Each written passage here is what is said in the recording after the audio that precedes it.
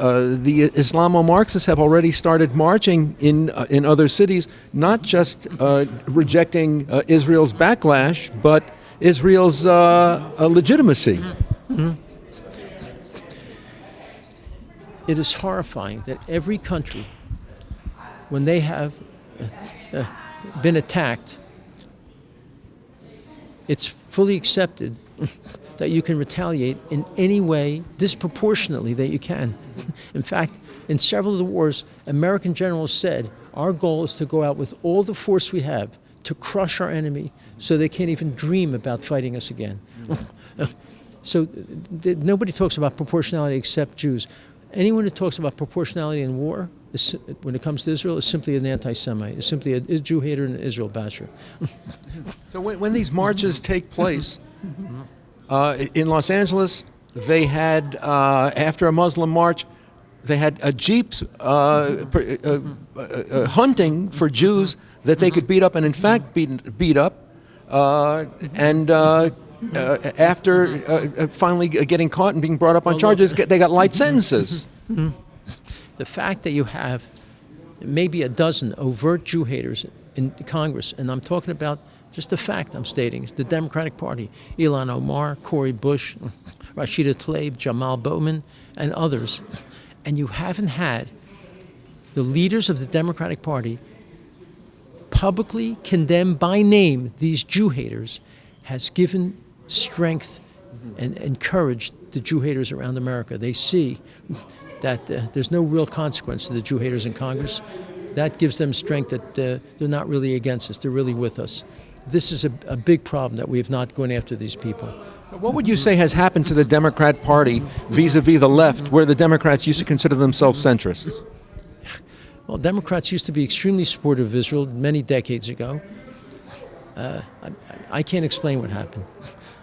But the fact that Chuck Schumer and the other leaders of the Democratic Party have not condemned these Jew haters by name, and have not thrown them off of every committee, and not censured them, not have real consequences against them, has only encouraged and energized other Jew haters around the country and around the world. They see they can get away with it, and that the Democratic Party doesn't really care about Jew hatred and Jews. What do you anticipate might occur when these casualties are shown on television and these Islamo-Marxists march again in cities where there are Jewish communities? The day after this brutal Nazi-like attack, Anthony Blinken put out a release demanding a ceasefire, that Israel should not respond immediately. It might have been Hadi Amar from the Palestinian Office of Palestine, it was Blinken. Hadi Amar may have as well. Hadi Amar, one of the appointments, one of the most biggest Jew haters, Israel haters we've ever seen, who has praised the Intifada, the terror war against Jews, as inspiring him, who supports BDS. And this is who he makes, Biden makes the liaison between the Arabs and Israel. He's appointed more hostile to Israel appointments than maybe any president we've ever had. And what's remarkable, almost every one of these appointments are friends of Barack Hussein Obama. These are Obama's friends. They're not Biden's unique people. So I believe Obama is behind virtually all the policies we're seeing against Israel in the Biden administration. Do you think that Obama might be rooting for the Islamist side? I can say he's not president, and he already made a public statement that Israel better be careful about civilian deaths. There could be a backlash. He's already threatening Israel as a former president. That statement, which wasn't made, by the way, he said nothing about this for 3 days. If he's going to speak about it, why not right away? It shows he has enormous hostility to the Jewish state of Israel and to Jews. And this has only encouraged Jew haters and Iran. I remember Obama's deal with Iran gave Iran nuclear weapons in 13 years. This was an awful treaty, an awful deal. And I believe this was not a sense of appeasement, that he wanted to appease Iran, thinking maybe they'll get better. No.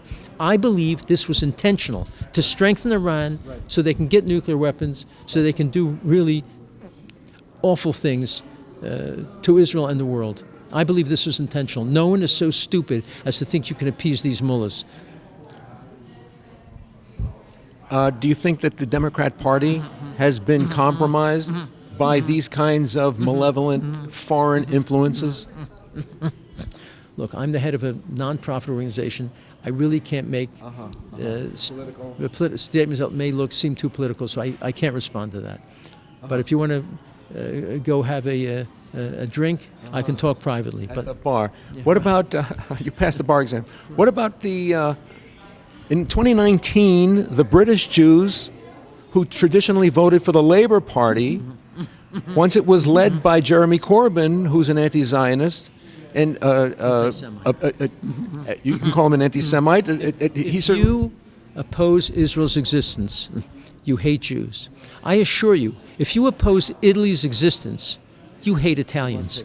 If you oppose Spain's existence, you hate Spanish people. You can't hate Israel and want it to the extent where you want it to not exist without making clear that you hate Jewish people. Where can people follow you? Thank you. They can follow me on ZOA.org, ZOA.org. I put out articles and statements several times a week, and you can learn a lot from our website, ZOA.org. Thank you very, very much. Also on Twitter? On Twitter, at Morton A. Klein 7. When you call it the Zionist Organization of America, what is a Zionist? What is Zionism? Zionism is simply anyone who supports the right of the Jewish people to have their own independent state. Just like the Muslims have 56 or 57 independent states. That's all a Zionist is. It's nothing more than that.